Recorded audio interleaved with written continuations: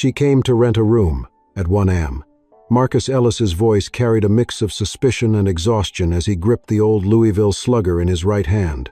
The knock had pulled him from the edge of sleep, and now, standing in the dim glow of the hallway light, he stared at the young woman on his doorstep. She clutched a black backpack against her chest like a shield. Her blonde hair was damp from the drizzle outside, her sneakers streaked with dirt, and her wide, nervous eyes darted down the corridor as if she expected someone to appear at any second. "If you still have the room," she whispered quickly, "I'll take it. Tonight. I'll pay cash. Just, please." Marcus didn't open the door fully. He kept the bat raised slightly, his shoulders tense. Ridgeview wasn't the kind of Detroit neighborhood where strangers knocked in the middle of the night asking for shelter. His first thought was danger, not charity. His second thought was Nia, sleeping in the small bedroom behind him. "At 1 in the morning?" he asked again, lowering his voice so it wouldn't carry into his daughter's room. "People don't just show up like this." The woman swallowed hard, her grip on the backpack tightening. "I had nowhere else to go." The hallway light flickered, buzzing faintly. The smell of old carpet and fried food drifted up from a neighbor's apartment below. Marcus shifted his weight, glanced back toward the narrow hallway of his own place, then returned his gaze to her. She looked young, late 20s maybe, but not fragile. Her posture had a kind of quiet authority, something that clashed with the desperation in her words. He thought of the sign taped downstairs on the laundromat board, "Room for rent, $220 a month." He had written it in block letters, hoping a broke college kid would notice. He hadn't expected anyone, let alone someone like her, to knock in the dead of night. Behind him, a small voice drifted down the hall. "Daddy?" Nia's voice, soft and uncertain. Marcus winced. The last thing he needed was her awake right now. He tightened his grip on the bat, studied the woman's face. She was breathing fast, scanning the hall again. The silence stretched long enough to make his chest ache. Finally, he stepped back half an inch. "Fine," he muttered. "Get in." She slipped through the door in an instant, her movements quick, almost practiced. Marcus shut the door, slid the deadbolt across, and set the chain. He flipped the light switch. The dim bulb above the kitchen hummed and cast tired yellow shadows across peeling linoleum. The woman stayed close to the door, clutching her bag. "My name's Claire," she said, her voice steadier now. "Claire White." Marcus raised an eyebrow. The pause before White hadn't escaped him. He didn't lower the bat. "And you've got cash?" She nodded. 2 months, up front if you want. I just need somewhere safe." That word again, safe. It landed heavy in Marcus's chest. He thought of his bank account, barely holding above zero, and the stack of unpaid bills tucked inside the kitchen drawer. He thought of Nia's winter coat, frayed at the sleeves. Money mattered, but strangers at midnight mattered more. He led her down the narrow hall, his footsteps muffled on the old carpet. The spare room sat at the end, a 10 by 12 box with faded wallpaper and a sagging twin bed. The dresser leaned slightly to one side, one drawer handle missing. Still, it was clean. Claire stepped inside, sat at the edge of the bed, backpack still clutched tight. "Thank you," she whispered, her voice so soft it barely reached him. Marcus stood in the doorway, the bat still in his hand. "Don't thank me yet. We'll talk about rent in the morning. You cause any trouble, you're out. First light." Her eyes lifted to his, tired but unwavering. "I won't cause trouble." He lingered a moment longer, studying her. The way she scanned the corners of the room, the way her hands never left the bag. Something about her didn't fit the story she wanted him to believe. But for tonight, she was inside, and he was too tired to push her out. He closed the door, padded back down the hall. In Nia's room, the nightlight shaped like a star glowed faintly. She sat up in bed, her curly hair a mess against the pillow. "Who was it?" she asked, her eyes wide. Marcus sat beside her, set the bat against the wall. "Just someone who needed a place to stay," he said quietly. Nia tilted her head. "Is she nice?" Marcus brushed her hair back from her forehead. "We'll see." He kissed her temple. "Go to sleep, baby girl." She yawned, curled under the blanket, and soon her breathing slowed. Back in the living room, Marcus sank into the recliner but didn't turn on the TV. The apartment was quiet, except for the low hum of the refrigerator and the occasional groan of the pipes. He stared at the spare bedroom door. The woman inside wasn't a college kid looking for cheap rent. He could feel it in his bones. Something about her was wrong, or maybe too right. He thought of the word she had used twice: safe. Safe from what? Safe from who? Marcus rubbed his eyes, gripped the bat across his knees. He was a man who had already lost too much. A wife to poisoned water, nights of sleep to long hours, dignity to bills he could never quite catch up with. Now, at 1 a.m, he had opened his door to someone else's storm. He didn't know it yet, but the storm was already inside. Morning in Ridgeview always came too early. The old building's radiators clanked awake before dawn, coughing out heat in bursts that rattled the pipes. Marcus Ellis stirred on the recliner, his neck stiff, the baseball bat still resting across his knees. He hadn't meant to sleep out here, but after letting a stranger into his apartment in the middle of the night, it was the only way he could close his eyes. He opened them now to the faint smell of burnt coffee. Rising slowly, he set the bat aside, rubbed the ache out of his shoulder, and listened. From the kitchen came the sound of a spoon clinking against a mug. He stepped closer, careful not to make the old floorboards squeak. Claire stood by the counter, hair pulled back, sweatshirt hanging loose, pouring sugar into a chipped mug. She jumped when she saw him, her hand tightening on the spoon. "Sorry," she said quickly. "I couldn't sleep. I found the instant coffee in the cabinet. Hope that's okay." Marcus folded his arms across his chest, watching her. "You rummaged through my kitchen?" She looked embarrassed, then held out the mug. "I made some for you too."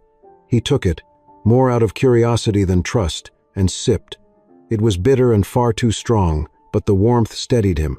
Nia's bedroom door creaked, and a moment later she padded out, hair wild from sleep, clutching her stuffed rabbit. "Daddy," she yawned, rubbing her eyes, then blinked up at Claire. "Hi." Claire crouched slightly, offering a small smile. "Good morning. I'm Claire." Nia tilted her head. "Are you going to stay here?" Marcus answered before Claire could. "For now. She's renting the spare room." Nia's eyes lit up. "Cool. Can you make pancakes?" Marcus chuckled. "Don't push your luck, kiddo." Still, he reached into the pantry for the box of pancake mix, the cheap kind he always bought at Kroger. Saturday mornings were supposed to be easy, a chance to give Nia something that felt normal. He mixed the batter in a bowl, poured it onto the griddle, the smell filling the cramped kitchen. Nia sat at the table, humming to herself, folding a piece of notebook paper into one of her tiny cranes. Claire watched quietly, sipping coffee, her gaze softening as she took in the child's careful folds. "Origami?" she asked. Nia grinned. "Cranes. Mom used to make them with me." The words came with a matter-of-fact innocence, but Marcus felt the usual twist in his chest. He focused on flipping the pancakes. Claire's expression flickered with something he couldn't quite name: sympathy, maybe guilt, but she didn't press further. They ate together in the small kitchen. Marcus sat across from his daughter, Claire beside her. It felt strange, almost domestic, like a family breakfast, though the weight in Marcus's gut reminded him this was nothing normal. He kept watching Claire, noticing how carefully she handled the fork, how she pushed most of the food around instead of eating. People who claimed to be broke didn't usually skip food. After breakfast, Marcus bundled Nia in her worn coat. "We gotta go," he told Claire. "Saturday or not, I've got the morning shift at the school. Nia goes with me." Claire nodded. "Do you want me to come?" He shook his head firmly. "You stay here. Don't touch anything that doesn't belong to you." Her face didn't change, but her grip on the backpack by her chair tightened. The school was only a few blocks away. Marcus's job wasn't glamorous custodian, janitor, call it whatever name softened the blow. He swept floors, emptied trash, fixed squeaky hinges, but it was steady, and it gave him a chance to keep Nia close on weekends when money was too tight for a sitter. That morning, while Nia colored on scrap paper in the corner of the cafeteria, Marcus mopped the linoleum floors and tried not to think about the stranger now sitting in his apartment. He failed. All through his shift, he replayed the knock at 1 a.m., the word she kept using: safe, the way her eyes flicked down the hallway like someone was after her. Ridgeview had plenty of stories, but this one felt different. When his shift ended near noon, Marcus and Nia walked the cracked sidewalks home. The winter air bit through their coats, the wind carrying the smell of fried food from the corner diner. "Daddy, can we get fries?" Nia asked, looking up at him with her wide eyes. He smiled tiredly. "We'll see if we've got a couple bucks left." Inside the diner, he ordered a small basket of fries, just enough for them to share. They ate in the booth by the window, steam rising from the paper tray. Naya dipped hers in ketchup, swinging her legs happily, while Marcus stared across the street at the people passing by. Detroit was full of men in suits, workers in coveralls, mothers pulling children along. But every time he saw someone linger too long near their block, his chest tightened. He had brought a stranger into his home, and strangers came with baggage. Back at the apartment, Claire was sitting at the kitchen table, laptop open. Not her own sleek new machine, but the battered old Dell Marcus kept for paying bills online. She closed the screen quickly when she heard the door open, smiling too casually. "Hey," she said. "How was work?" Marcus frowned. "Why are you on my computer?" She hesitated, then shrugged. "Checking email. My phone's almost dead." Marcus didn't buy it. He had seen the way her fingers moved quickly on the keys, the faint reflection of a flash drive in the corner of the screen before she snapped it shut. He didn't call her out, not yet. Instead, he set down Naya's coat, nodded toward the backpack still glued to Claire's side. "You planning to ever let go of that thing?" Claire smiled faintly, but it didn't reach her eyes. "Some things you don't set down." Naya wandered to her room, leaving Marcus and Claire in the silence of the kitchen. The refrigerator hummed. Rosie barked faintly in a neighbor's apartment down the hall. Marcus leaned against the counter, arms folded. "You say you're a student," he said slowly. "But students don't walk around with 2 months' rent in cash or swipe cards like yours." Her jaw tightened, just barely. "I told you, I needed somewhere safe." He studied her for a long moment, then finally pushed off the counter. "Rent's due tomorrow. We'll see if you're still here then." He walked down the hall, pausing at Nia's door. She was on the floor, folding another crane. "This one's for Mom," she said without looking up. Marcus's throat tightened. He sat beside her, watching her small hands crease the paper. "She'd like that," he whispered. Behind him, in the dim kitchen, the spare bedroom door clicked shut, and Marcus knew, with a certainty that chilled him more than the February wind, that he had invited something into his life he couldn't control. The story hadn't revealed itself yet, but its shadow was already stretching across his home. The next few days in Ridgeview slipped into an uneasy rhythm. Claire paid rent in cash just as she promised, sliding an envelope across the table with hands that trembled only slightly.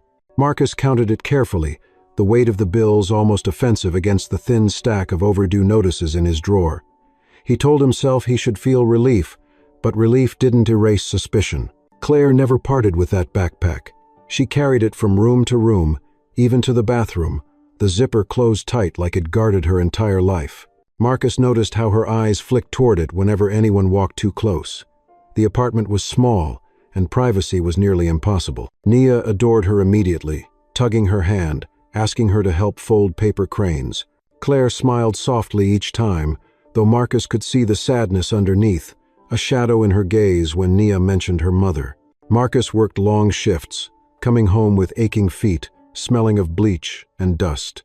Some evenings he found Claire in the kitchen, making boxed macaroni and cheese for Nia or reheating leftovers from Peterson's deli down the block. She acted comfortable, almost like she belonged, but Marcus knew better. Belonging didn't come this quickly, not in a city where everyone carried scars. One Thursday evening, Marcus sat at the kitchen table paying bills online when Claire walked past. The sleeve of her sweatshirt pulled back slightly, revealing a silver bracelet etched with a symbol he knew well. It was the Whitmore Group logo, 3 angular lines forming a stylized W. Marcus froze, his finger hovering above the keyboard. That symbol had been burned into his memory, the day the news reported contamination in the Detroit River tributary. That contamination had cost him everything. His wife's kidneys had failed slowly, doctors shaking their heads as insurance paperwork piled up, and when Marcus tried to fight back, the company's lawyers had buried him under silence. Now, here it was, gleaming on Claire's wrist like a taunt. "Where'd you get that?" he asked sharply. Claire stopped, glanced at her wrist, and tugged the sleeve down. "A gift," she said too quickly. Marcus stood. "From who?" Her voice stayed calm, but her eyes betrayed a flicker of fear. "It's just a bracelet, Marcus." He stepped closer, lowering his voice so Nia wouldn't hear from the living room. "That's Whitmore. Don't tell me it's just a bracelet. You know what that company did." Claire didn't answer. Instead, she walked into the spare room and closed the door quietly. Marcus stared after her, fury twisting in his chest.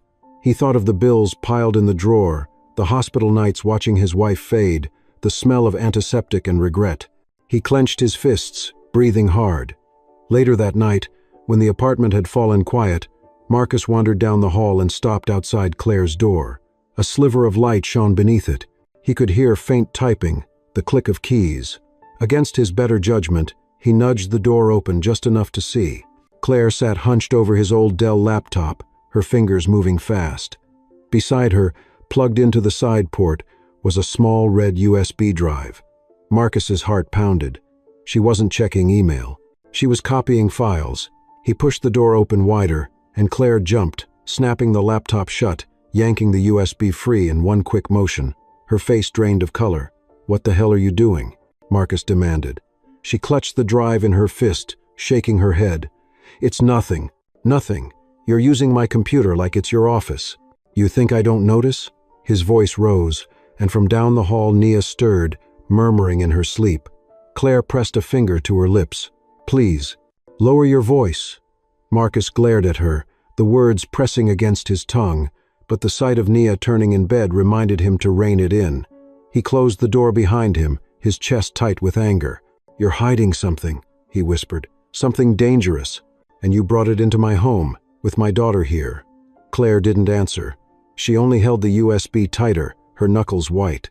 Marcus stormed back into the living room, dropping onto the recliner, staring at the darkened TV screen. He didn't sleep much that night. His mind spun with possibilities. By morning, the tension thickened. Claire avoided his gaze, focusing on pouring cereal for Nia. Marcus watched silently, his jaw clenched. He felt trapped, needing the money she paid, wanting to protect his daughter, and yet knowing something about Claire didn't add up. On Saturday, he took Nia with him to Kroger. She skipped along the aisles, humming, while Marcus pushed the squeaky cart. At checkout, he swiped his debit card. Declined. He tried again. Declined. The cashier, a young man with bored eyes, sighed impatiently. Heat crawled up Marcus's neck. He muttered under his breath, ready to leave the groceries behind, when Claire stepped forward from behind him. "It's okay," she said smoothly, pulling out a gleaming platinum card. She swiped it once, and the register beeped approval. The cashier's attitude shifted instantly, his voice polite now. "Thank you, ma'am. Would you like the receipt in the bag?" Marcus stood frozen, humiliation burning through him. Claire smiled faintly, as if the gesture meant nothing, and tucked the card away. On the walk home, Marcus carried the bags in silence, the plastic cutting into his palms. Finally, he spoke. "Who are you really?" Claire looked ahead, her eyes hidden by the hood of her sweatshirt. "I told you," Claire White. "Don't lie to me. Students don't have cards like that. Students don't carry 2 months' rent in cash, and they sure as hell don't wear Whitmore jewelry." She stopped walking, turning to face him. For a moment, the mask slipped. Fear flickered across her features, followed by determination. "I can't tell you yet," she whispered, "but I will. Just not now." Marcus stared at her, his chest heaving. He wanted to press harder, to force the truth out, but Nia tugged his sleeve, holding up a paper crane she had folded from the grocery receipt. "Daddy, look," she said proudly.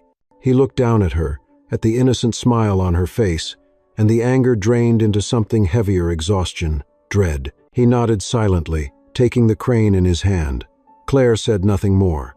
Back at the apartment, the day faded into gray light. Marcus fixed dinner, cheap hot dogs and canned beans, while Claire helped Nia with her homework. He kept glancing at the bracelet on her wrist, at the backpack never more than an arm's length away. The questions piled higher in his mind, but so did the warnings. Whatever truth she carried, it was heavy enough to make her knock on his door at 1 in the morning, and heavy enough, he feared, to break the fragile safety of his home. Saturday stretched longer than it should have, the kind of gray Detroit afternoon, when the clouds sagged heavy over the city and the cold wind pushed grit down the sidewalks. Marcus tried to shake off the unease that had been growing since Kroger, but the image of Claire sliding that platinum card across the counter stayed with him, the cashier's sudden deference still stinging like a fresh bruise. He told himself to focus on ordinary things: the laundry piling up, the rent check he needed to mail, the leaky faucet in the kitchen that never stopped dripping. But Claire's presence filled the small apartment like a shadow that couldn't be ignored. By evening, Nia had settled on the floor of the living room with her crayons and a stack of printer paper, folding and coloring her cranes. Marcus watched her small fingers crease each line carefully, and for a moment he let himself breathe. Then Rosie, the mutt from down the hall who belonged to a neighbor but roamed freely through the building, started barking. It was sharp and insistent, claws scratching at the door as if she sensed something on the other side. Nia looked up, frowning. "Daddy, Rosie doesn't like something." Marcus rose slowly, bathed in the flickering light of the old ceiling fixture. He opened the door just enough to peek down the hallway. Empty. But Rosie kept barking, growling low at the backpack resting beside the couch. Claire rushed over quickly, kneeling to shush the dog, her face pale. "It's fine, it's just a bag." The dog snapped its teeth close to the zipper, then backed away, hackles raised. Marcus's stomach tightened. He had seen plenty of dogs sense what people tried to hide.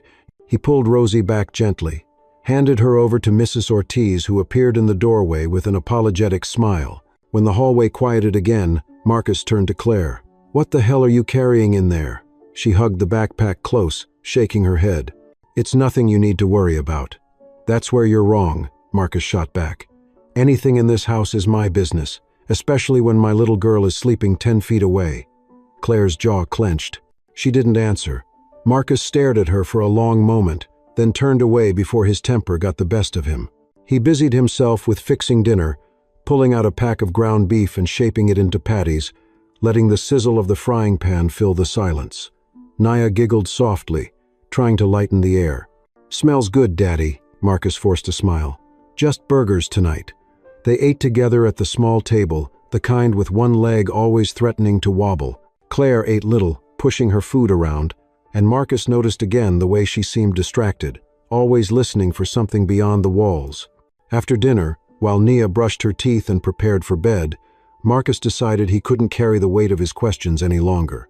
He waited until Nia's door was closed, and the sound of her lullaby CD drifted through the hall. Then he looked at Claire directly. "Enough games. Who are you, really?" Claire opened her mouth, but Marcus cut her off. "Don't say student, don't say broke. Not with platinum cards and jewelry from Whitmore." Her face tightened, and for a second Marcus thought she might finally confess.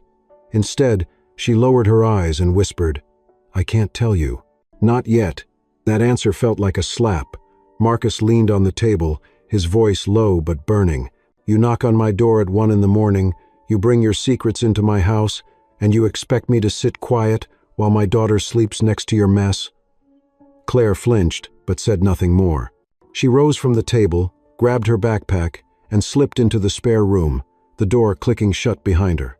Marcus sat there a long while, staring at the darkened window, listening to the hum of the refrigerator. His fists tightened on the tabletop until his knuckles ached. Later that night, long after the building had gone quiet, Marcus sat awake in the recliner.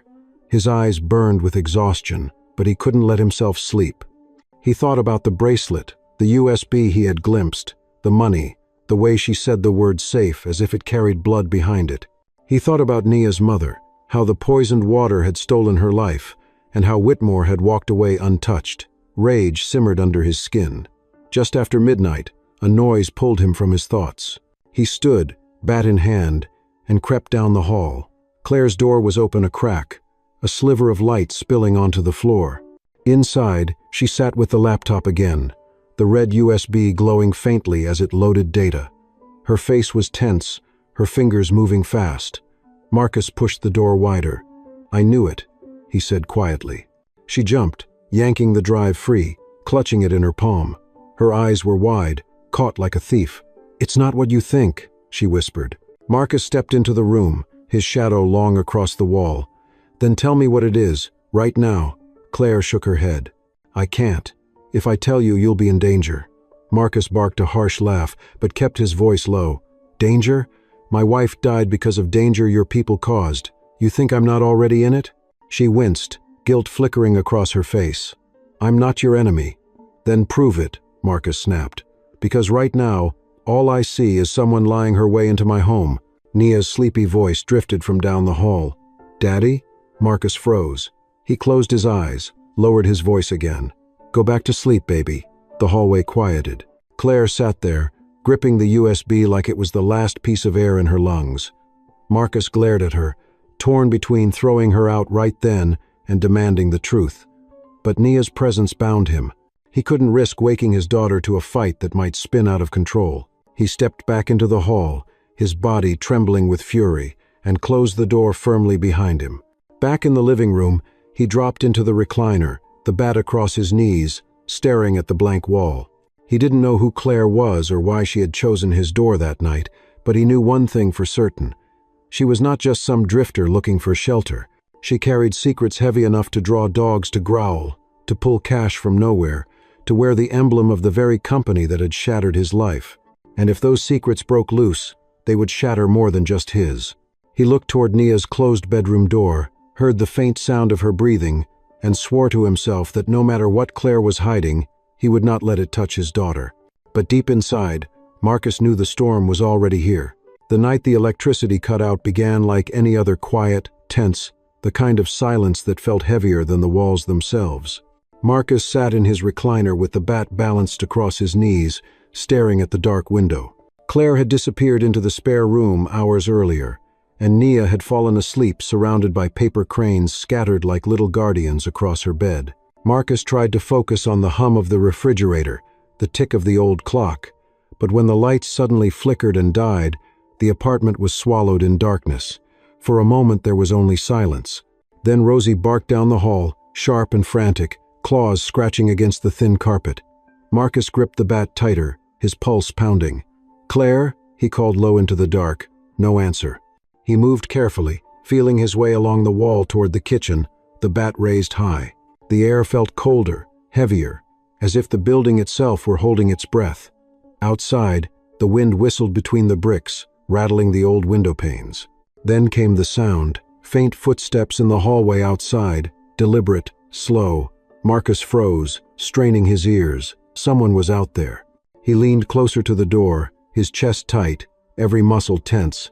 The footsteps stopped. Then, with a soft scrape, something slid beneath the door. Marcus stepped forward cautiously, bat still raised, and looked down. A plain envelope sat on the floor. He bent, snatched it up, and tore it open under the dim glow of the emergency light from the exit sign.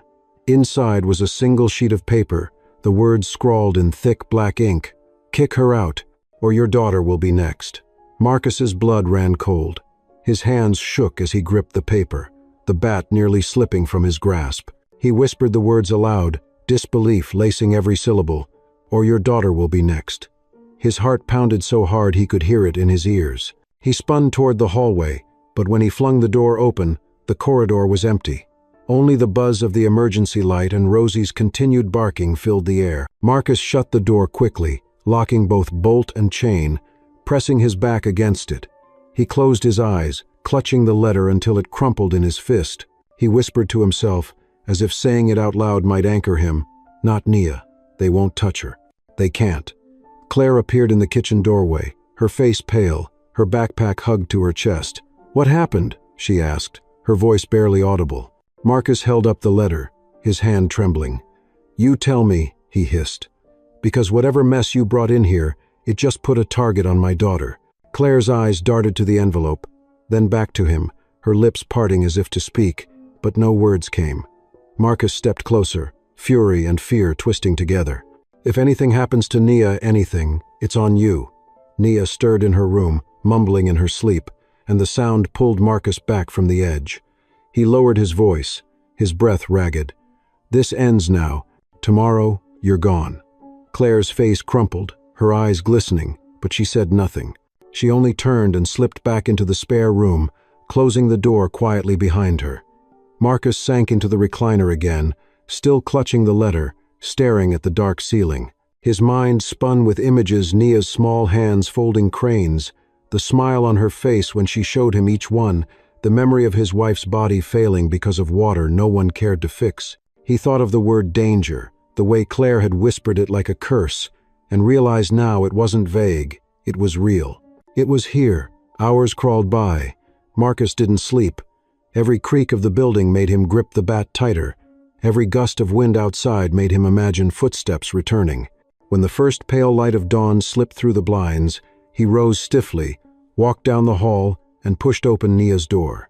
She was still asleep, curled under her blanket, paper cranes spread across her pillow. Relief washed over him, but it was thin, temporary. He bent, kissed her forehead gently, whispered, "I won't let them touch you, I promise." Back in the living room, he stared at the crumpled letter again, its words burning into his mind. He wanted to confront Claire, to force her to explain who was following her, why they wanted her gone, but fear for Nia held him back. He knew one thing for certain: he could not keep living in the dark, waiting for danger to strike. Something had to give. By mid-morning, the power clicked back on, the hum of the refrigerator filling the apartment once more. Marcus stood at the counter, drinking bitter coffee, the letter spread flat before him. Nia came in, rubbing her eyes, smiling up at him. "Daddy, can we go to the park today?" He forced a smile, ruffled her hair. "We'll see." Claire emerged from the spare room, her face drawn, her backpack slung over her shoulder as if she was ready to flee. She opened her mouth, but Marcus raised a hand. "Not here, not now. We'll talk later." She nodded silently, retreating back into her room. The day stretched heavy, each hour weighed down by the words of the letter. Marcus carried it folded in his pocket everywhere he went, the threat burning against his thigh like fire. By evening, as he tucked Nia into bed, she asked, "Why do you look so worried, Daddy?" He forced a laugh. "Just tired, baby girl." But when she closed her eyes, whispering to herself as she folded one last crane before sleep, Marcus stood in the doorway, his chest tight, the letter like a brand in his pocket. He whispered to the empty hallway, his voice a vow, "You come after my daughter, and I'll bury you myself." He didn't know who "you" was yet, only that Claire had brought it into his home. And now, for the first time since his wife's death, Marcus felt the old rage burning again, the fire that came when a man realized the world didn't care about his family's survival. He gripped the bat, sat back in the recliner, and stared at the door, waiting, because he knew the next knock wouldn't come from someone asking for shelter. It would come from someone meaning harm. And Marcus was ready to swing. The warning letter had left Marcus on edge for days, every sound in the apartment building magnified, every shadow a threat. He kept Nia close, watching her like a hawk, refusing to let her wander the halls without him. Claire moved through the apartment quietly, as though trying to take up less space, but Marcus never let himself forget that it was her presence that had brought danger to his door. The cold February air cut deep that week, and Marcus had hoped the chill would keep Nia inside, safe. But late one afternoon she complained of a headache, then curled on the couch, her face pale. Marcus touched her forehead and found it hot. His heart sank. "Nia, baby, when did this start?" She mumbled that she felt sick to her stomach. Marcus rushed to the kitchen, poured her a glass of water from the tap, desperate to soothe her, but she took only a few sips before groaning and clutching her belly. Within minutes, she was retching, her small body trembling. Panic clawed at Marcus's chest. He set the glass down, and his eyes caught on the faint metallic smell rising from the faucet.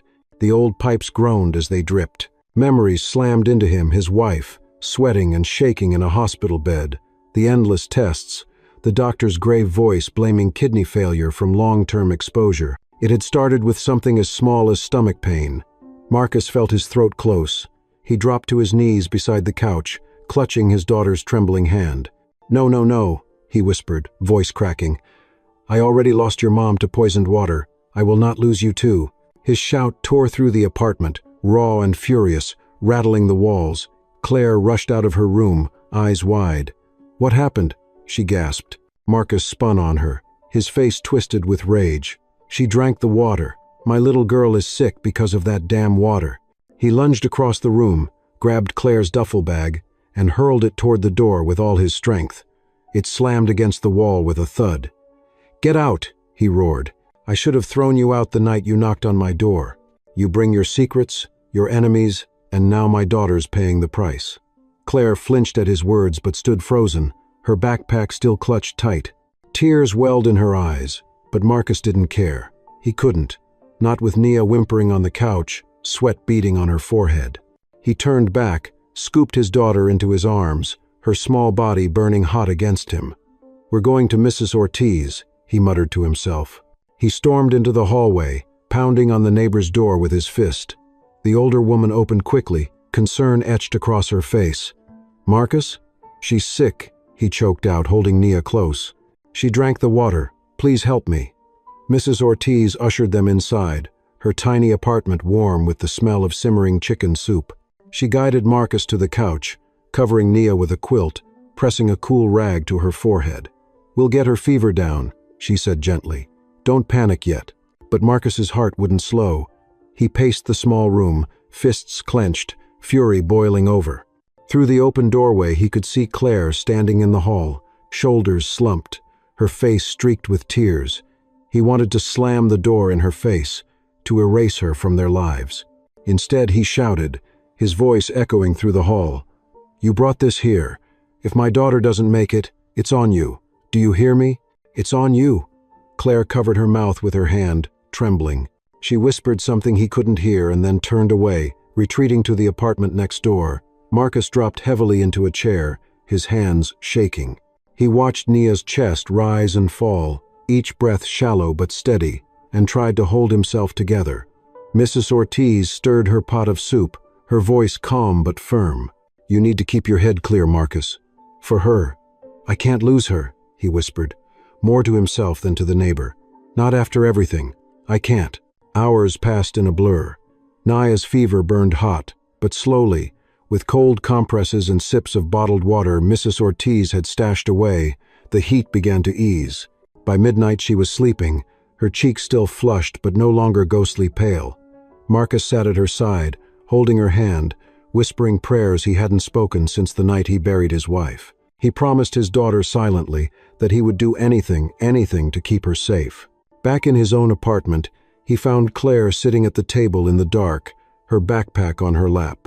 She looked up when he entered, her face drawn, her eyes red from crying.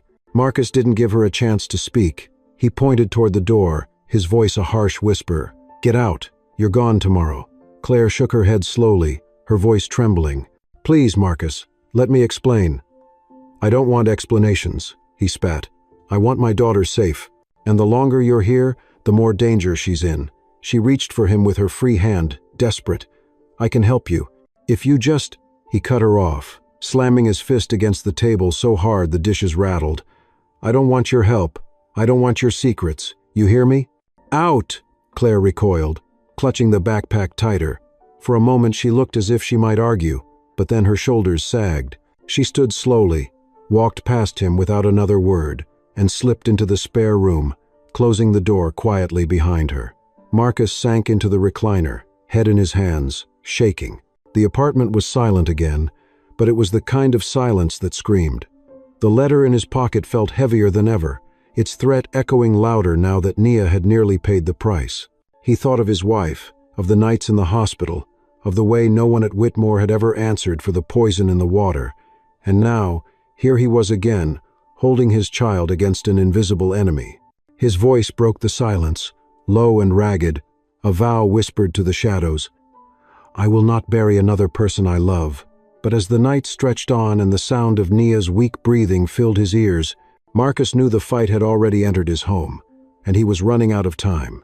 Morning broke gray and heavy, the weak Detroit sun filtering through blinds that hadn't been dusted in months. Marcus sat at the kitchen table, head bowed over his clasped hands, staring at the letter lying crumpled beside a half-empty coffee mug. His eyes were bloodshot from another sleepless night, his chest still tight with the memory of Nia's fevered cries.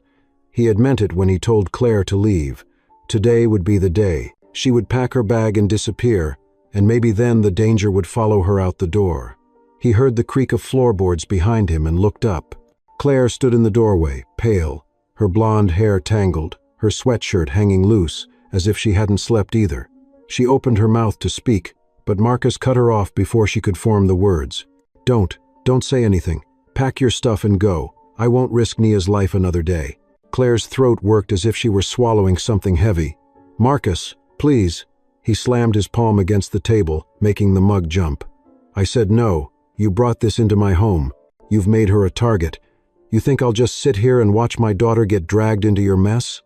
Claire's eyes glistened, but she didn't flinch. Instead, she walked slowly to the table, set her backpack down, and pulled the small red USB drive from inside.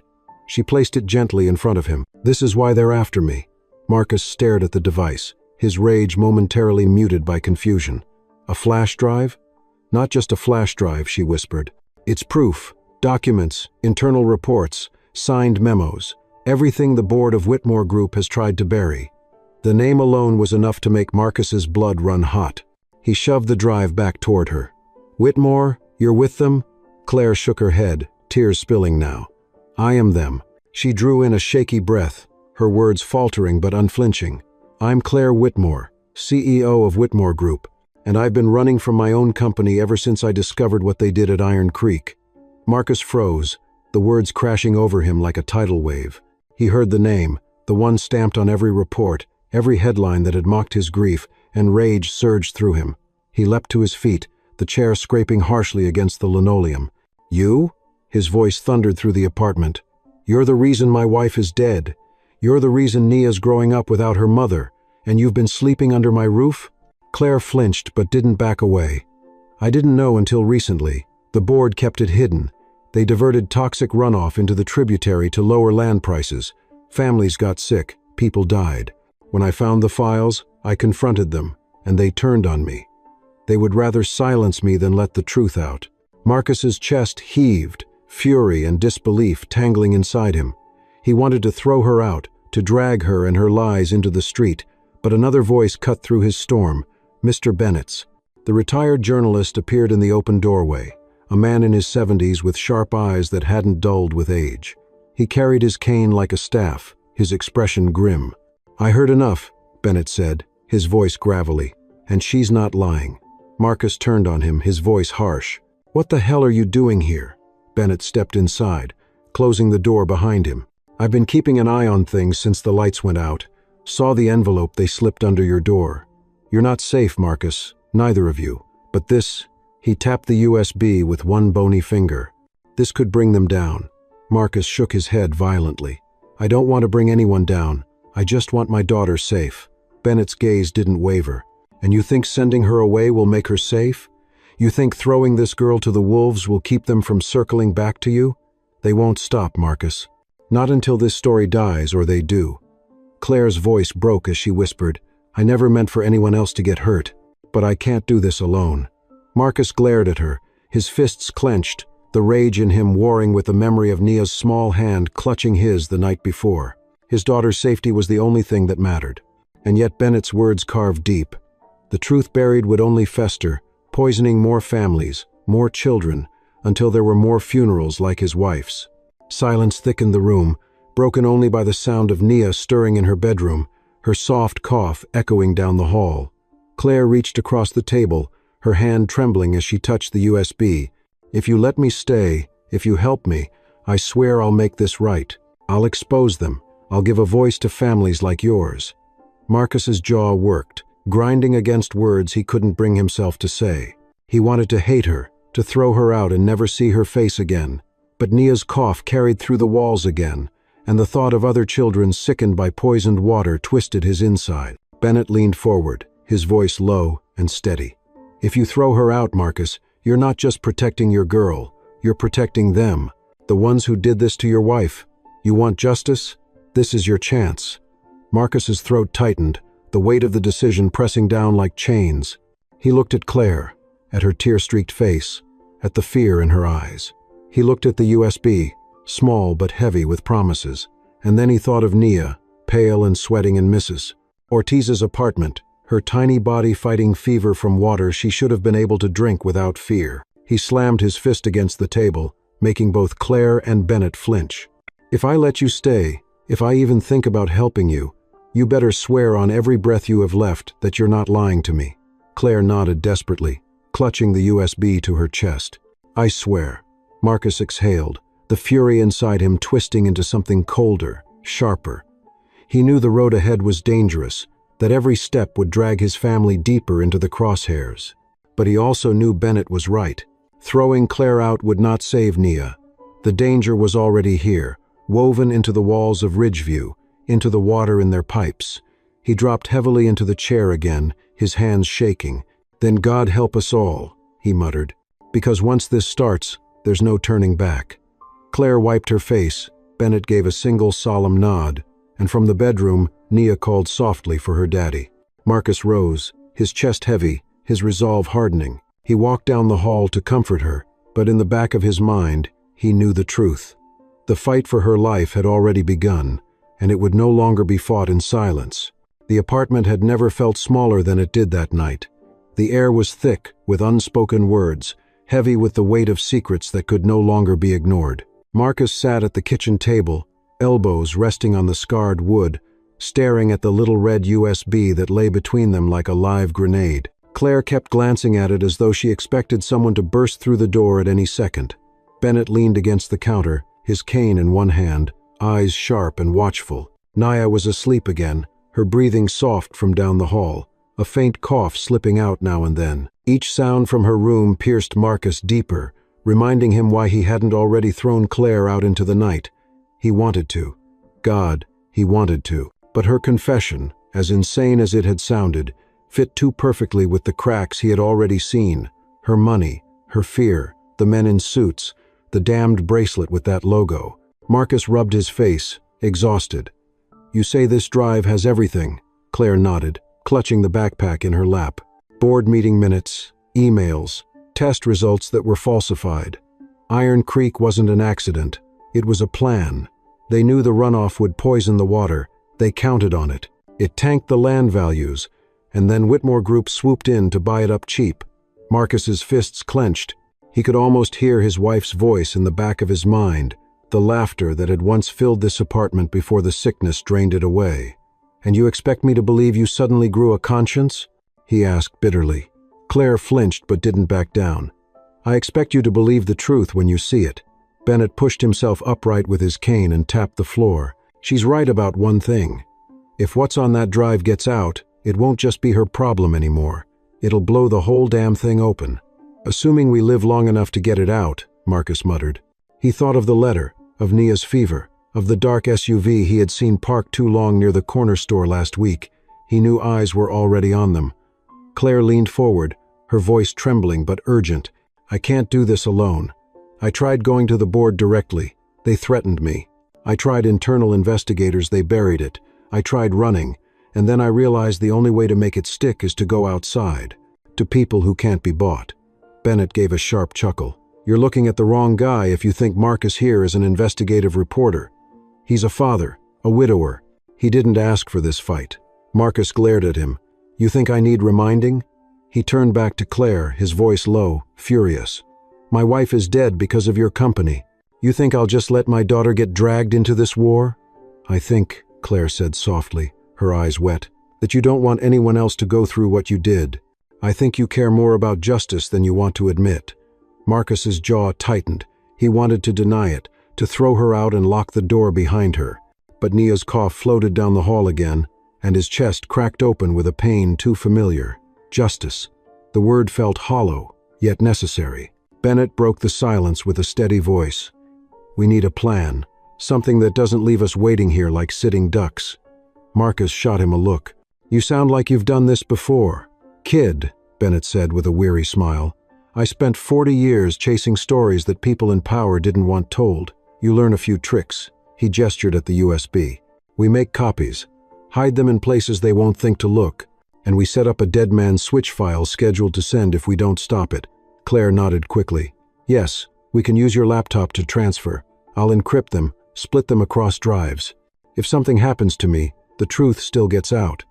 Marcus dragged a hand down his face. He hated how easily they spoke about danger, as if bullets weren't already being aimed at their lives. Still, he found himself standing, pulling the battered Dell from the shelf. "Fine, but we do this tonight, and we do it smart." Hours passed in tense silence, broken only by the hum of the old machine. Claire typed furiously, setting up encrypted copies. Bennett checked the hallway every 15 minutes, his cane tapping softly as he peeked out for suspicious movement. Marcus hovered, arms crossed, the bat leaning against his chair. By midnight, 3 copies had been made, one on a second flash drive, one on a portable hard drive. Bennett had dug out from his cluttered apartment, and one uploaded to an email draft set to auto-send to the Detroit FBI field office in 72 hours unless canceled. Marcus watched Claire slip the hard drive into a hollowed-out book, then tuck it into Nia's toy box, hidden beneath a pile of paper cranes. "If they search this place, they won't look here," she murmured. The sight of his daughter's fragile creations sheltering such a dangerous truth made Marcus's stomach twist. Bennett slid the second flash drive into his jacket pocket. "I'll keep this with me. Nobody suspects the old man next door." Marcus gave him a hard look.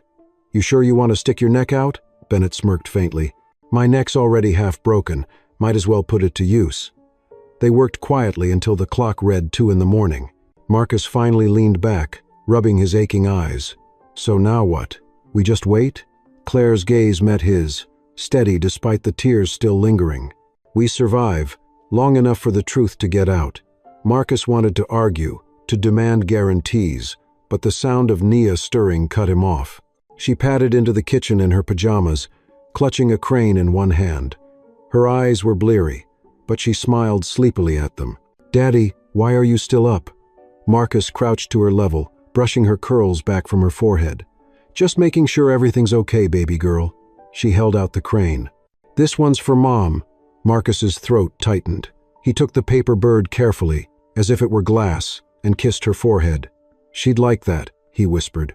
Behind him, Claire's face crumpled, guilt etched deep into every line. She turned away, clutching the USB to her chest. Marcus put Nia back to bed, watching her drift into sleep surrounded by her folded birds. He lingered in the doorway, vowing silently that no matter what storm had entered their lives, he would not let it take her. When he returned to the kitchen, Bennett was already dozing in a chair, his cane balanced against his leg. Claire sat with her head in her hands, shoulders shaking. Marcus didn't speak. He didn't forgive, but he also didn't throw her out, because for the first time since the poison had stolen his wife, he felt a glimmer of something he had thought long dead hope, that the truth might finally have a voice. It was fragile as the wings of Nia's paper cranes, but it was enough to keep him awake as the night pressed on, guarding his family against the dark that lingered just beyond their door. Rain came down in sheets, battering against the windows of Ridgeview apartments as the night dragged on. Marcus sat in his recliner, his eyes locked on the front door, the bat resting across his lap. The old clock on the wall ticked toward 10, its second hand scratching out a rhythm that only deepened the unease in his chest. He had grown used to the hum of the refrigerator, the faint coughs from Nia's room, even the occasional creak of the pipes. But tonight every sound felt sharpened, every shadow stretched too long. Claire sat at the table, the USB drive resting near her elbow. She hadn't said much since they finished copying the files. Her posture was tense, shoulders stiff, as if bracing for an impact she knew was coming. Bennett had gone back to his own apartment, promising to keep an eye out, but Marcus doubted even his watchful presence could hold back what was bearing down on them. Outside, the hallway was quiet, too quiet. Then it came. A knock, hard, deliberate, shaking the thin wood of the door. Marcus's whole body went rigid. The bat rose instinctively into his hands. He glanced at the clock. 9:47 p.m. Claire's face drained of color. She whispered, "It's them." The knock came again, louder this time, followed by a man's voice, smooth but cold. "Miss Whitmore, it's time to come home." Marcus's stomach dropped. They knew. He stepped toward the door, every muscle taut, and peered through the peephole. 3 men stood in the hallway, tall, broad, dressed in dark suits that gleamed under the buzzing fluorescent lights. Their faces were blank, professional, but their eyes were sharp, predatory. One held an umbrella, still dripping rainwater.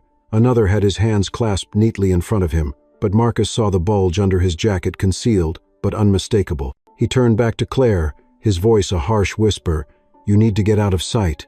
Claire shook her head. "If they don't see me, they'll come in." "They're not getting past me," Marcus growled. The men outside knocked again, each pound of their fists echoing down the hallway like a drumbeat of inevitability. "Miss Whitmore," the voice called again, "you know this isn't where you belong. Let's not make this harder than it needs to be." Nia's bedroom door creaked. She appeared in the hallway, rubbing her eyes, clutching a paper crane. "Daddy?" Marcus's heart nearly stopped. He rushed forward, scooping her into his arms, holding her tight against his chest. "Go back to your room, baby," he whispered fiercely. "Stay in there and don't come out, no matter what." Nia frowned sleepily, confused by the tension in his voice, but she nodded slowly. Claire stepped forward, her voice trembling but firm. They won't stop, not until they get what they came for. Marcus set Nia down gently, pushing her back toward her room, then turned to the door. He pulled the chain tighter, checked the bolt twice, and raised the bat in both hands. "You touch my daughter, you'll go through me first," he muttered under his breath. Another knock rattled the frame, harder this time, shaking dust loose from the hinges. "We're patient men," the voice outside said calmly. "But our patience has limits. Open the door, Miss Whitmore, or Mr. Ellis's little girl will learn what happens when people don't cooperate." Marcus's blood boiled. His hands trembled on the bat, but it wasn't fear, it was rage. The kind that burned hot and bright, the kind that had carried him through the hospital nights with his dying wife. He shouted back, his voice raw. "You're not taking her. You're not taking anyone." Silence followed, heavy and menacing. Then the sound of a lighter click, the faint scratch of shoes shifting against the carpet outside. Claire whispered, "They'll force their way in." Marcus glanced at her, his chest heaving. She stood tall now, her face pale but her voice steady. "Let me go. They want me, not you. If I give myself up, maybe they'll leave you and Nia alone." Marcus shook his head violently. "Don't kid yourself. People like that don't leave witnesses. If they walk out with you, they'll come back for us. They already promised." Claire looked at him with wide, desperate eyes. "Then what do we do?" For a moment Marcus had no answer. He glanced toward the hallway, where shadows flickered under the door. He thought of Bennett's cane tapping on the floor, of Mrs. Ortiz's worried face, of every neighbor in this rundown building who had become part of his world whether he wanted them or not. He tightened his grip on the bat. "We stand our ground," he said finally. "We're not alone." As if on cue, a door down the hall opened. Voices murmured, the sound of phones being pulled out, the glow of flashlights cutting across the dingy hallway. Neighbors had heard the knocking, the threats. Bennett's voice rang out faint but steady. "Everything all right in there, Marcus?" Marcus's chest tightened with relief and fear all at once. He called back, "Stay back, Bennett. They're here for her." The men in suits shifted, their calm masks cracking with annoyance. One of them raised his voice, sharper this time. "This is your last chance. Open the door, Miss Whitmore." Claire took a step forward, but Marcus blocked her with one arm. "Not tonight," he said through gritted teeth. Nia whimpered from her room, the crane clutched tight in her hand. Marcus glanced at her door, then back at the men outside, his voice rising with fury. "You hear me out there? You touch my daughter, I'll put you in the ground myself." Silence fell again, broken only by the rain lashing against the windows. Claire stood beside him now, her hands trembling, but her chin lifted high. For the first time since she'd entered his apartment, she didn't look like a fugitive. She looked like someone ready to fight. Marcus planted his feet, the bat raised, the weight of his vow anchoring him. He didn't know how this night would end, but he knew one thing with absolute certainty. He would not let them cross that threshold, not while he was still breathing. The old building groaned under the weight of the storm, the air thick with tension, the glow of neighbors' phones flickering outside the peephole. The clock on the wall ticked over to 9:48, and the war for his home began. The pounding on the door came like thunder, rattling the thin wood on its hinges. Marcus braced his shoulders against it, bat in hand, his chest heaving as the men outside shouted demands. Claire stood frozen, the USB drive clutched tight in her palm, her eyes darting between the door and the hallway where Nia's small cough echoed. Neighbors whispered outside, phones raised, recording. But Marcus knew cameras would not stop men like this. They didn't care about being seen. They only cared about silence. The first blow hit hard, a shoulder slamming into the doorframe. Marcus gritted his teeth, pressing harder, the veins in his forearms straining. "Stay in your rooms." He barked at the hallway, his voice loud enough for the neighbors to hear. "Don't get involved." But Bennett's voice came back, steady and defiant. "You're not alone, Marcus. Not tonight." The words cut through the storm in Marcus's chest. Another slam shook the door, dust falling from the ceiling. Claire cried out, gripping his arm. "They'll break through. You can't hold them forever." Marcus shot her a glare, his voice low and fierce. "I don't have to hold them forever, just long enough." Then, from the other side of the door, came a chilling sound. the metallic scrape of a gun being drawn. Marcus's stomach dropped. He looked toward the hallway, where Nia's door was cracked open just an inch, her frightened eyes peeking out. His voice broke as he shouted, "Stay inside, baby girl. Don't come out, no matter what." She whimpered but shut the door again, and the sound nearly shattered him. The next blow came with a splintering crack, the wood giving way at the frame. Marcus staggered back a step, bat raised high, ready for the rush. But then, suddenly, the hallway filled with noise. "Mrs. Ortiz shouted from her apartment, her voice sharp as a whip. "We called the police. They're on their way." Other neighbors joined in, voices overlapping, angry, determined. The men outside hesitated, their shadows shifting under the door. For the first time, Marcus sensed uncertainty. He seized it. "You hear that?" he roared. "This building isn't afraid of you. You step through this door. You're not just fighting me, you're fighting all of us." Silence hung, taut and heavy. Then a low chuckle came from the other side. "Brave words, Ellis, but we both know the police don't get here fast enough." A final slam rattled the frame, then footsteps retreated down the hall. Marcus leaned against the door, his body trembling, sweat dripping down his temples. He held his breath, listening as the footsteps grew faint, then disappeared into the stairwell. Claire sagged against the wall, her knees buckling, tears streaking her cheeks. "They'll come back," she whispered. "This isn't over." Marcus lowered the bat, his chest still heaving. "No, it's not." He turned toward the neighbors, who lingered in the hall, their faces pale but defiant, phones still in hand. Bennett stood at the front, cane planted firmly on the carpet. "You bought us time," the old man said. "But she's right, they'll be back. And harder." Marcus glanced toward Nia's room, his heart aching at the thought of her fear. He straightened his shoulders, his voice steady. "Then we use the time we have. We finish what we started." Claire's eyes widened. "You mean?" He snatched the USB from her trembling hand, holding it up like a weapon. "We get this out, tonight, before they decide patience isn't worth it." Bennett gave a sharp nod. "There's a contact of mine still at the Detroit Free Press.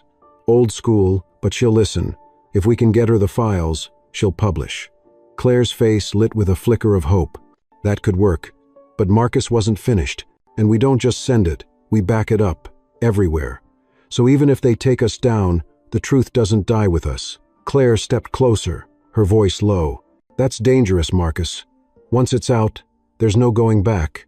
They'll come for you harder than ever." His eyes burned with fury and grief. "They already came for me. They poisoned my wife. They threatened my daughter. You think I'm scared of them coming again? No. I want them to know I'm not afraid anymore." The words hung heavy in the air, thick with conviction. Bennett let out a slow breath, nodding once. "Then we move. Now."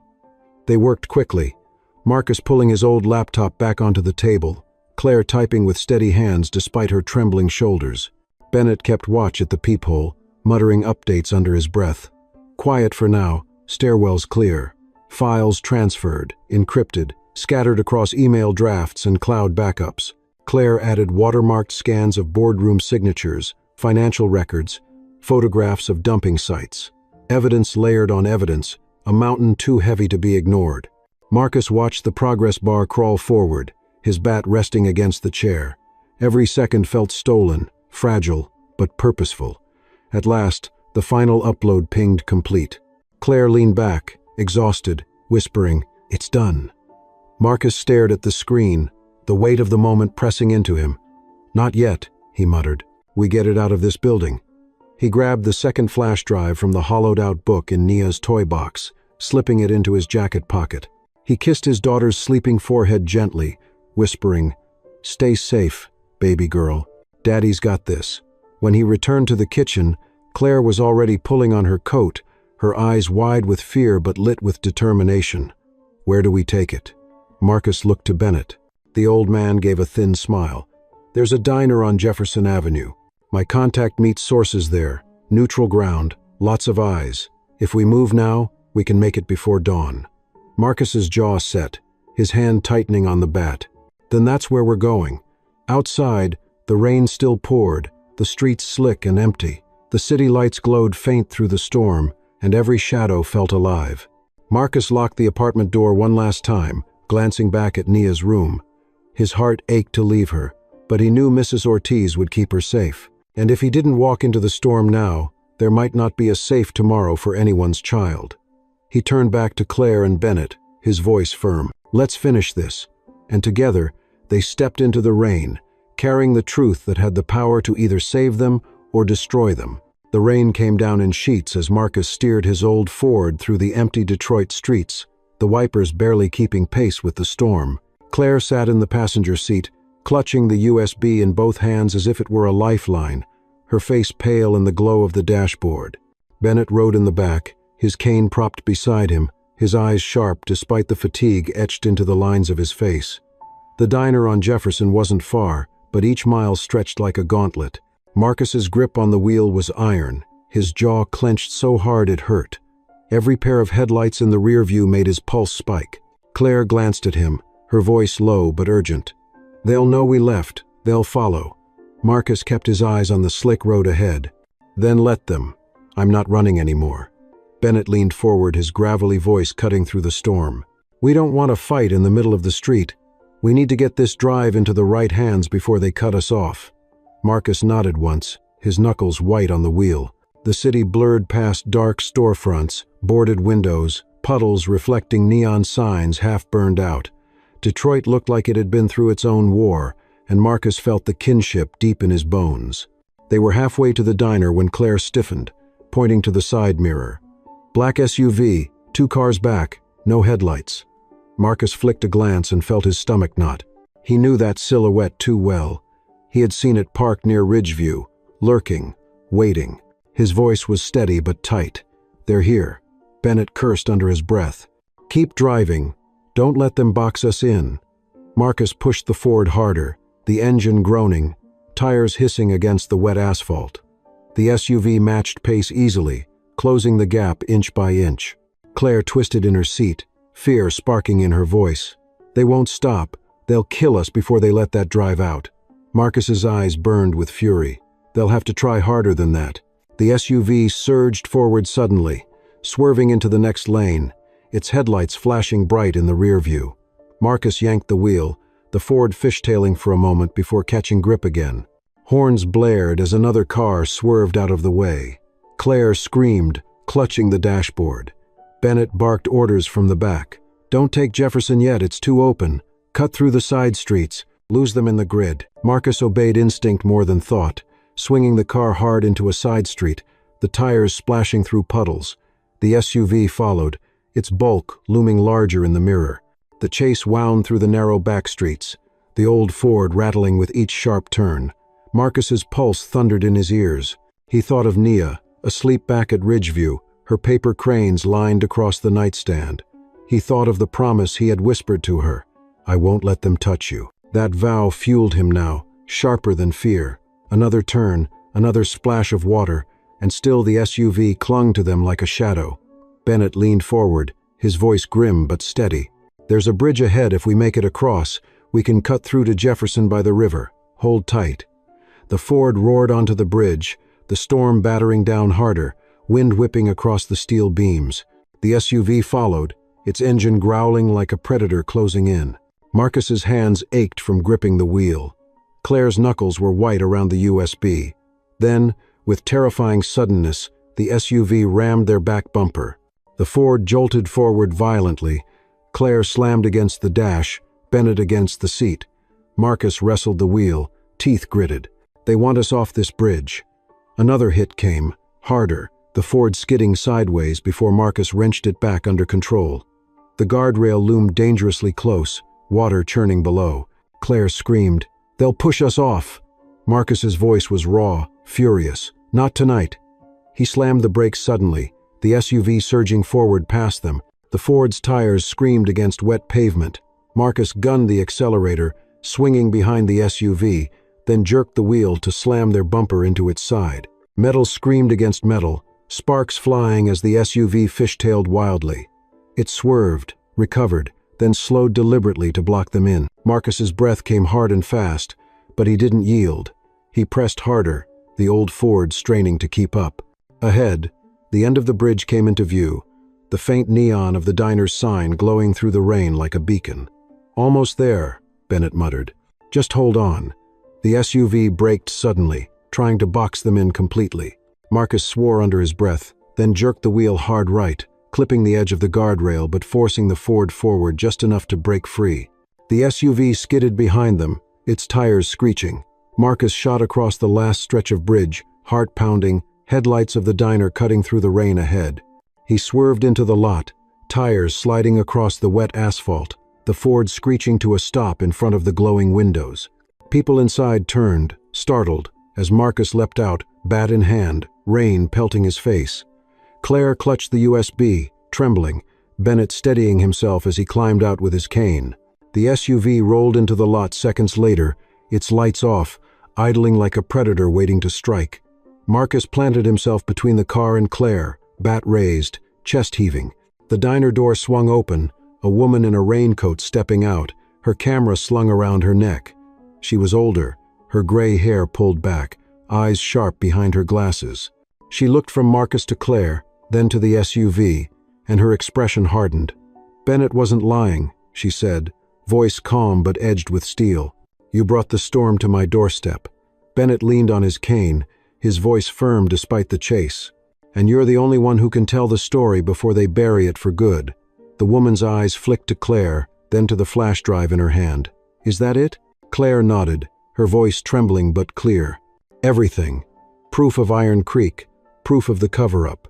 For a moment, time seemed to freeze the rain, the headlights, the tension thrumming in the lot. Then the woman extended her hand. "Then let's make sure the world sees it." The SUV's doors opened, shadows stepping out into the rain, suits glistening under the streetlights. Marcus tightened his grip on the bat, his heart roaring in his chest. For the first time in years, he felt not just rage but purpose. He wasn't just a janitor, or a widower, or a father trying to keep his daughter alive. He was a man standing between darkness and truth, and he would not back down. The storm raged around them as the showdown began. Rain slicked the asphalt, pooling in shallow puddles that reflected the neon glow of the diner sign. Marcus stood planted in front of Claire, bat gripped tight, his chest rising and falling with a rhythm as fierce as the storm around them. The black SUV idled like a beast, its headlights cutting white arcs through the rain. 3 men stepped out, shoulders squared, suits soaked but immaculate. Their eyes were cold, predatory, and their silence spoke louder than threats. Claire clutched the flash drive to her chest, trembling, but for once she didn't step back. Beside her, Bennett rested heavily on his cane, his jaw tight, eyes fixed on the advancing men. The journalist, the woman with gray hair and steel in her gaze, lowered her hood and raised her voice over the storm. "If you think you can stop the truth tonight, you're wrong. Cameras are already rolling." She pointed back toward the diner, where a few patrons stood at the windows with phones out, recording everything. The lead man smirked, his voice calm, almost polite. "You really think a few shaky videos are going to matter? Accidents happen in the rain, people slip, cars skid, and then this story dies with you." Marcus stepped forward, the bat raised, his voice a growl. "You so much as breathe toward her or my daughter, and I swear you won't walk out of this lot." The man's smirk flickered, his composure cracking at the raw fury in Marcus's tone. He gestured slightly, and one of the others reached inside his jacket. Marcus's grip tightened, adrenaline burning hot, his body coiled like a spring. But then Bennett's cane tapped once against the ground, sharp as a gunshot. "Think carefully," the old man rasped. "You pull that weapon with half the neighborhood watching, with half of Detroit ready to upload this video, and it won't be just a scandal, it'll be a war." The rain fell harder, drumming on metal and pavement. Tension thickened, a standoff stretched taut. Marcus's mind raced, but his heart was steady. For the first time since the poisoned water stole his wife, he felt clarity. This fight wasn't just his. It belonged to every parent who had buried a child too soon, every family robbed of justice. Claire's voice broke through, trembling but steady. "I am Claire Whitmore, and I am not running anymore." She stepped forward, raising the flash drive high so the neon caught its glint. "This holds the truth, and tonight it goes to the press." The journalist reached for it, her hand steady. Marcus's heart slammed as the lead man lunged. Without thought, Marcus swung. The bat cracked against the man's arm with a sickening thud, sending him sprawling into the puddles. Shouts erupted, Phones flashed from the diner window, and chaos broke. Another man grabbed for Claire, but Bennett, with surprising strength, jammed his cane into the man's knee, dropping him with a howl. The third charged Marcus, but Marcus planted his feet and swung again, the bat colliding with ribs, sending the man staggering. Rain splattered with every strike, every cry. Claire darted to the journalist, pressing the flash drive into her palm. "Go, take it now." The woman didn't hesitate. She turned and bolted into the diner, shoving the drive into her satchel, shouting for someone to send the files. The glow of phones lit the windows brighter, capturing every second. The men staggered to their feet, rage twisting their faces, but the tide had shifted. Neighbors had gathered along the street despite the storm, drawn by the noise. Their phones glowed, their voices rose, a wall of witnesses no threat could silence. The lead man hissed through clenched teeth, clutching his bruised arm. "You'll regret this. You don't know who you're fighting." Marcus raised the bat again, his voice a roar over the storm. "I know exactly who I'm fighting, and I'm done being afraid of you." Sirens wailed in the distance, cutting sharp through the rain. Red and blue lights flickered faintly on the horizon, growing closer with each passing second. The men exchanged a glance, calculation flickering in their eyes. They weren't here for a war in public. Not with cameras, not with cops closing in. The leader spat into the puddles, his voice low and venomous. "This isn't over." They retreated quickly, slipping back into the SUV, tires screeching as they peeled away into the storm. The crowd erupted in shouts, some in fear, some in triumph. Phones rose higher, recording the taillights vanishing into the rain. Marcus lowered the bat slowly, his arms trembling, his breath ragged. For a moment he stood motionless, staring at the empty lot where the SUV had been. Then Claire's voice broke the spell. "You saved me," she whispered. Marcus turned to her, rain streaking down his face, mixing with tears he didn't realize he'd shed. "I didn't do it for you," he said hoarsely. "I did it for her." He looked toward the east, toward Ridgeview, toward the little girl asleep in her bed surrounded by paper cranes. Claire nodded, her chin trembling, but she didn't argue. She looked at the diner, where the journalist already sat hunched over a laptop, the flash drive plugged in, files uploading to servers too vast to erase. The truth was out, at last. Police cars screeched into the lot, officers spilling out, questions flying. Bennett steadied himself with his cane, his old eyes glinting with grim satisfaction. "It's done," he muttered. "The story's bigger than any of us now." Marcus let the bat fall to his side, his grip loosening. The weight on his chest didn't vanish, but it shifted. For the first time in years, he felt something more than rage, more than grief. He felt justice, fragile and imperfect, but alive. Hours later, back at Ridgeview, Marcus stood in the doorway of Nia's room. She was still asleep, her fever gone, her breathing even. The cranes lined her bed like sentries, their paper wings spread in silent vigil. Marcus sank into the chair beside her, burying his face in his hands. The fight wasn't over, he knew that, but tonight he had kept his promise. He had faced the storm and refused to bow. Claire appeared in the doorway, soaked and exhausted, her face pale but her eyes steadier than he'd ever seen them. She spoke softly, her voice almost reverent. "You gave me a chance to do the right thing. Thank you." Marcus didn't look up. "Don't thank me. Just make sure it was worth it." She nodded, her gaze lingering on Nia, then turned and left him alone with his daughter. Marcus leaned forward, pressing a kiss to Nia's forehead. "Sleep, baby girl," he whispered. "You're safe now." Outside, the city stirred with sirens, headlines already forming, the storm slowly easing into silence.